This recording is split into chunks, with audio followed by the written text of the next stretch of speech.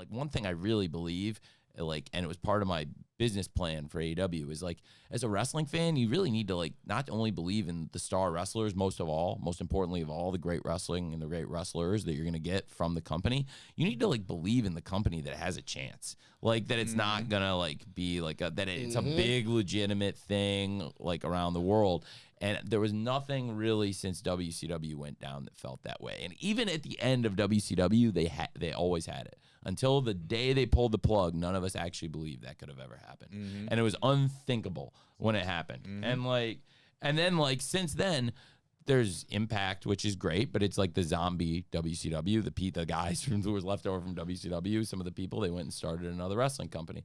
And there's Ring of Honor was kind of in some ways like from the, came up from the skeleton of what was ECW. Right.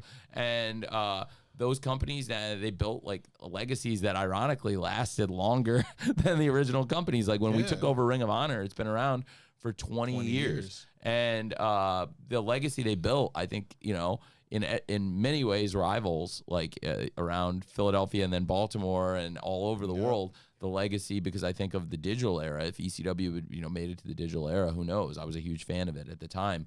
And, they, like these companies we're talking about, Ring of Honor is a great example. Other companies I just mentioned got really affected, I think, by free agency, but they also never have reached the heights that AEW has reached, where I think it's the first time since WCW, and I'm not trying to say that we've reached the same peaks as WCW, so I don't want to get like misquoted or misconstrued, because WCW was at one point the #1 wrestling company all around the world overall. And that's, there are parts of the world where we are #1, which is amazing, like the United Kingdom.